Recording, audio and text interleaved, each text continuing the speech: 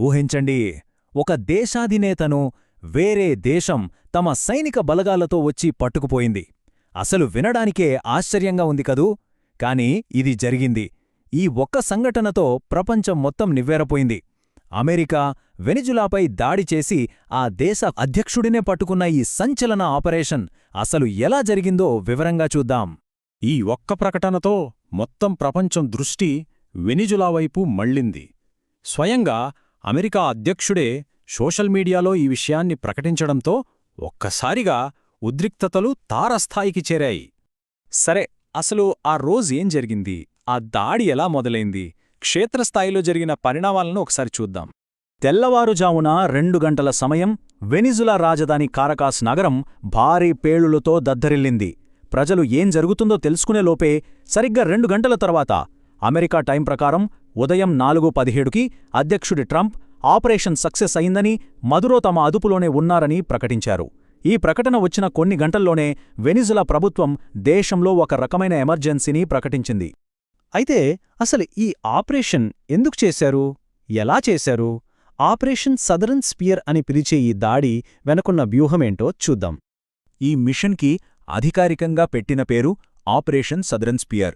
దీన్ని నిర్వహించింది కూడా మామూలు సైన్యం కాదు. అమెరికాలోనే అత్యంత నైపుణ్యం కలిగిన స్పెషల్ ఫోర్స్, అదే డెల్టా ఫోర్స్ అన్నమాట. వాళ్లు చాలా పకడ్బందీగా ఈ ఆపరేషన్ పూర్తి చేశారు.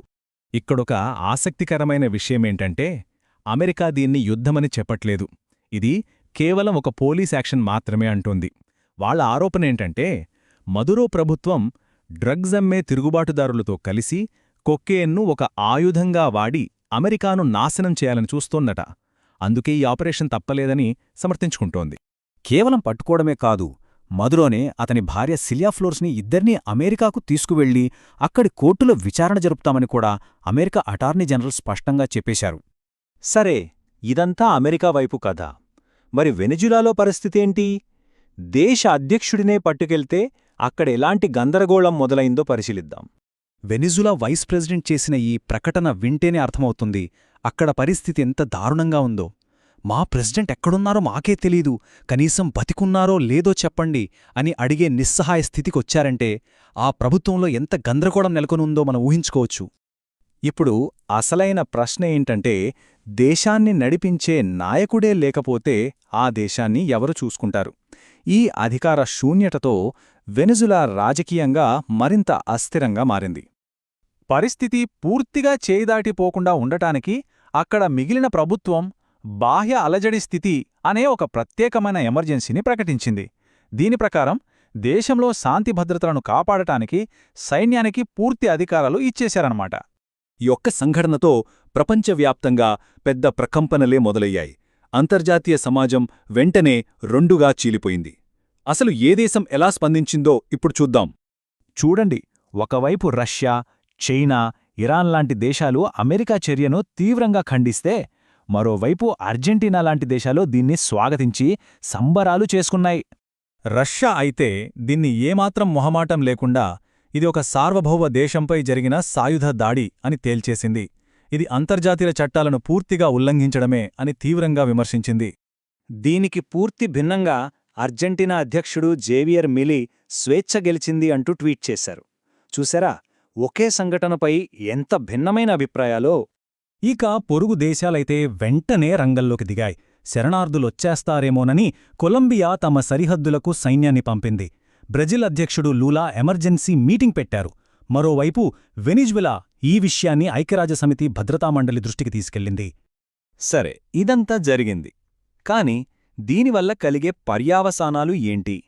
ప్రపంచ మార్కెట్లపై, అమెరికా రాజనీతులపై, అన్నింటికన్నా ముఖ్యంగా వెనిజులా భవిష్యత్తుపై దీని ప్రభావం ఎలా ఉండబోతోంది?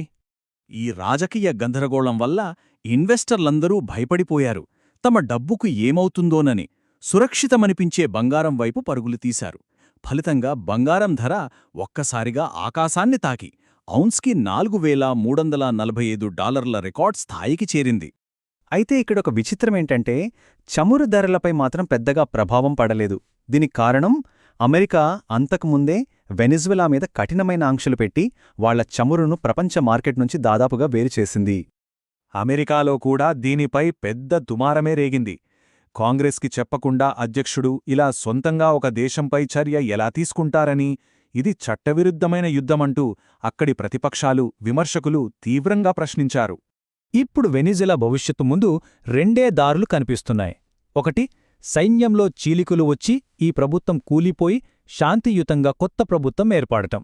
లేదా రెండవది, మధురో మద్దతుదారులు తిరుగుబాటును మొదలుపెట్టి దేశాన్ని సుదీర్ఘమైన హింసాత్మక అంతర్యుద్ధంలోకి నెట్టడం. చివరిగా ఈ సంఘటన మనందరి ముందు ఒక పెద్ద ప్రశ్నను ఉంచుతోంది. ఇది నిజంగా ఒక నేరస్తుణ్ణి పట్టుకోవడానికి చేసిన చట్టపరమైన చర్య, లేకపోతే ఒక పెద్ద దేశం మరొక దేశం వ్యవహారాల్లో జోక్యం చేసుకోవడానికి మొదలుపెట్టిన ఒక కొత్త, ప్రమాదకరమైన పద్ధత? ఈ చర్య భవిష్యత్తులో అంతర్జాతీయ సంబంధాలపై ఎలాంటి ప్రభావం చూపుతుందో చూడాలి.